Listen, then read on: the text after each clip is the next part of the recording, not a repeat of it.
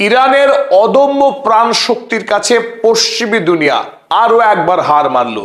এই মুহূর্তে গোটা পৃথিবীতে ইরান প্রযুক্তি শক্তিতে কতখানি এগিয়েছে তার অনন্য প্রমাণ রাখলো ইরান। 8 তারিখে ইরান জুড়ে যে সমস্ত ব্রিজ রেল লাইন ধ্বংস করেছিল ইসরায়েল এবং আমেরিকা, সেই সমস্ত রেল লাইনকে রূপকথার গল্পের মতো 40 ঘন্টারও কম সময়ের মধ্যে মেরামত করে ইরান আরো এক বিশ্ব রেকর্ড স্থাপন করলো। ইরানের যে কি অসম্ভব প্রাণ শক্তি রয়েছে, ইরানের মানুষের দেশের প্রতি ভালোবাসা এবং দেশকে পুনর্নির্মাণ করার তাদের যে দৃঢ় প্রতিজ্ঞা, সেই প্রতিজ্ঞার কাছে আমেরিকা এবং ইসরায়েলের নৃশংস হামলাও হার মেনে গেল।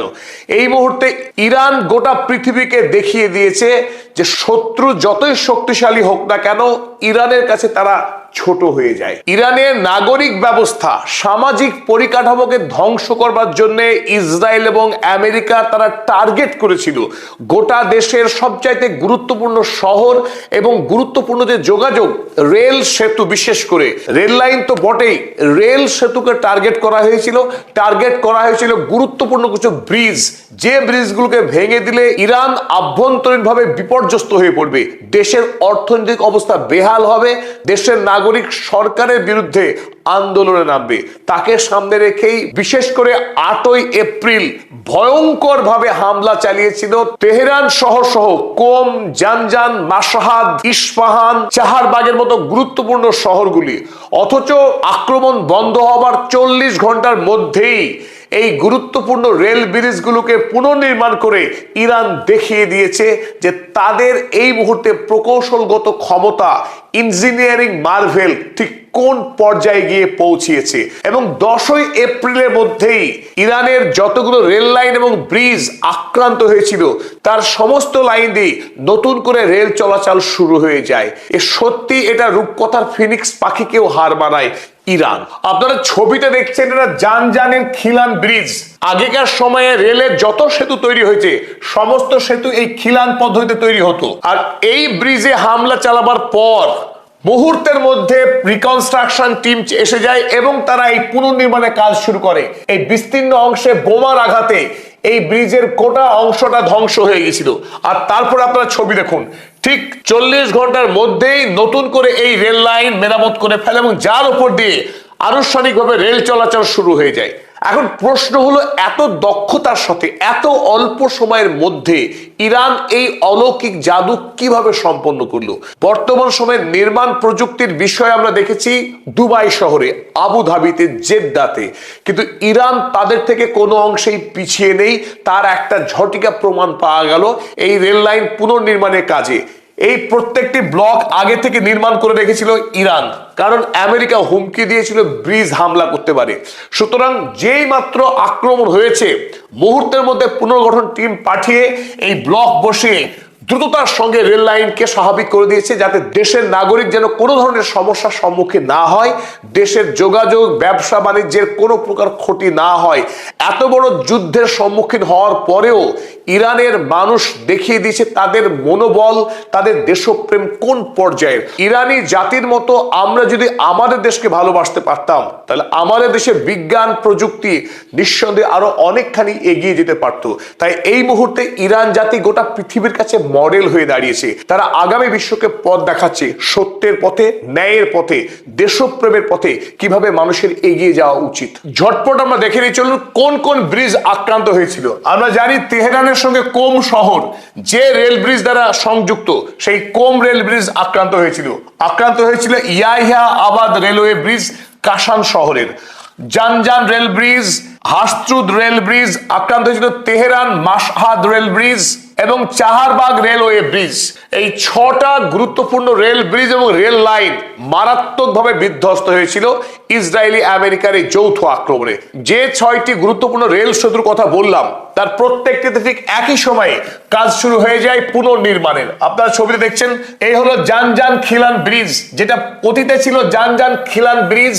সেই খিলান ব্রিজ আক্রান্ত হওয়ার পর মুহূর্তের মধ্যে এই দানবীয় ক্রেনে করে সব ভারী ভারী অস্থায়ী স্থাপনা নিয়ে এসে পুনর্নির্মাণের কাজ চলছে। ব্রিজ নতুন নতুন কাঠামো এনে এই রেল লাইনের সঙ্গে সংযুক্ত করার কাজ চলছে বিদ্যুৎ গতিতে।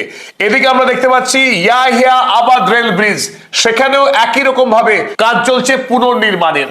তো গোটা পৃথিবী কিন্তু কল্পনা করতেই পারেনি যে ইরান এত অল্প সময়ের মধ্যে তাদের আক্রান্ত রেল সেতুগুলো পুনর্নির্মাণ করতে পারবে এবং এই লাইনের উপর দিয়ে রেলগাড়ি ছুটবে, তাও আবার 2 দিনের ব্যবধানে।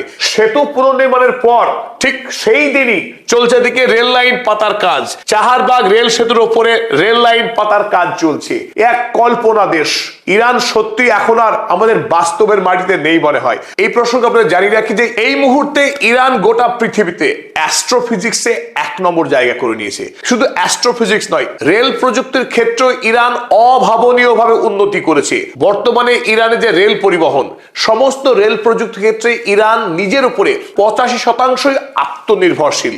কেবলমাত্র 15% নির্ভর করে চীনের উপরে কিছু প্রযুক্তি বা কিছু যন্ত্রাংশের জন্য, বাকি 85%ই তারা আত্মনির্ভরশীল। ইতিমধ্যে তেহরান থেকে কোম শহর এবং কোম শহর ইস্পাহান পর্যন্ত এই বিস্তৃত লাইনে 350 কিলোমিটার গতিতে ছুটতে পারে এমন ট্রেন লাইন নির্মাণ সম্পন্ন হয়েছে এবং অল্প সময়ের মধ্যেই এই দ্রুতগামী ট্রেন চলাচল শুরু হবে ইরানে। তাই ইরান নিজের প্রযুক্তিতে 350 কিলোমিটার গতি সম্পন্ন ট্রেন আবিষ্কার করা এবং বাস্তবে সেই ট্রেন চালু করতে যাওয়ার মতো স্পর্ধা ইরানের রয়েছে। কি শুধুমাত্র মিসাইল প্রযুক্তি এবং ড্রোন টেকনোলজিতেই ইরান কিন্তু থমকে নেই। গোটা দেশে যেভাবে ইরানে বিজ্ঞানে জয়যাত্রা শুরু হয়েছে, আগামী দিনে সারা পৃথিবীর বিজ্ঞান কেন্দ্রকে নেতৃত্ব দেবে এই ইরান, সেদিকেই এগিয়ে চলেছে। আপনারা এই ছবিতে দেখছেন রেল লাইন পাতার পর চাহারবাগে পরীক্ষামূলক ট্রেন চলাচল শুরু হয়েছে, যাতে তারা পরীক্ষা করে দেখতে চেয়েছে রেল সেতু নির্মাণ এবং রেল লাইন পাতার কাজ ঠিকঠাক হয়েছে, যাতে করে যাত্রীবাহী ট্রেন চলাচল শুরু করতে পারে।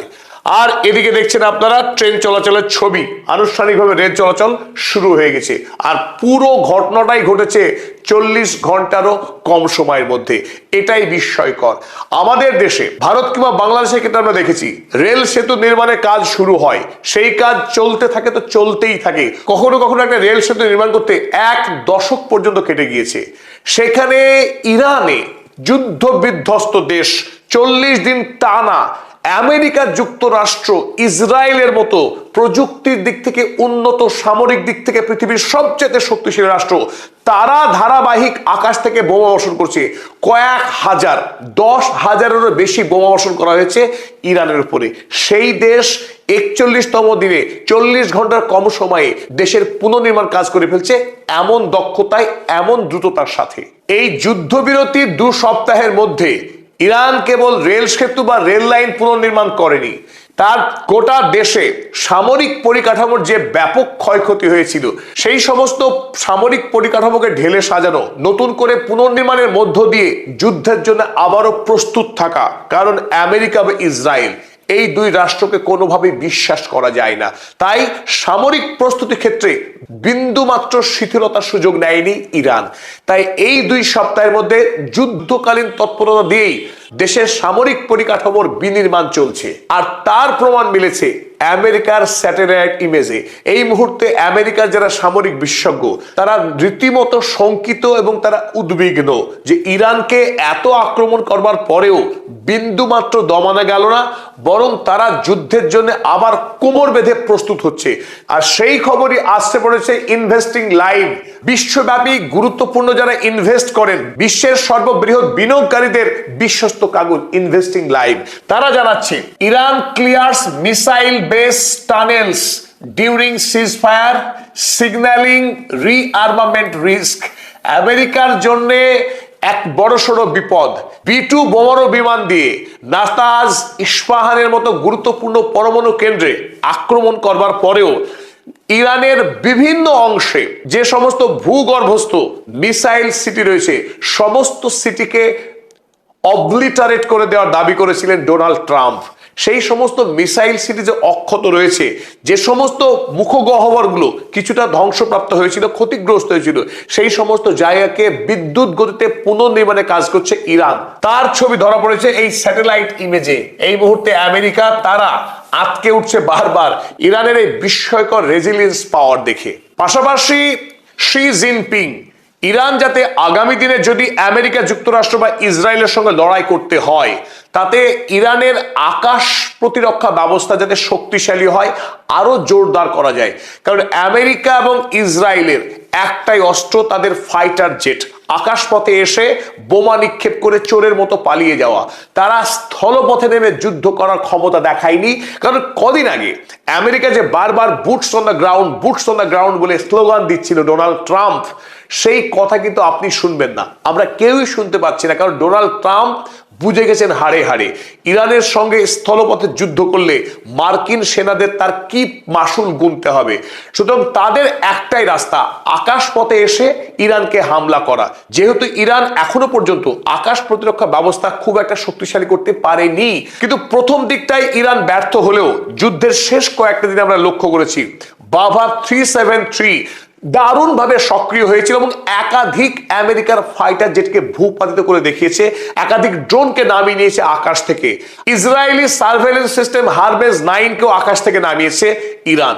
তাই ইরান ধীরে ধীরে তার আকাশ প্রতিরক্ষা ব্যবস্থাকে একদিকে যখন মজবুত করবার আপ্রাণ চেষ্টা করছে, ওদিকে ইরানের বিশ্বস্ত বন্ধু চীন, শি জিনপিং এর পক্ষ থেকে বিপুল পরিমাণে অস্ত্র পাঠানো হচ্ছে ইরানে, যাতে আগামী দিনে মোকাবেলা শেয়ারে শেয়ারে হয়, টক্কর দিতে পারে ইরান আরো ভালোভাবে আমেরিকার ইসরায়েলের বিরুদ্ধে। আর এই সংবাদ প্রকাশিত হয়েছে কোনো সাধারণ কাগজে নয়, পৃথিবীর যুদ্ধ বিষয়ে সবচাইতে নির্ভরযোগ্য একটা কাগজ Institute for the Study of War, এই ম্যাগাজিনে প্রকাশিত হয়েছে এই গোপন খবর যে চীন এই মুহূর্তে ইরানকে বিপুল পরিমাণের এয়ার ডিফেন্স সিস্টেম পাঠাচ্ছে।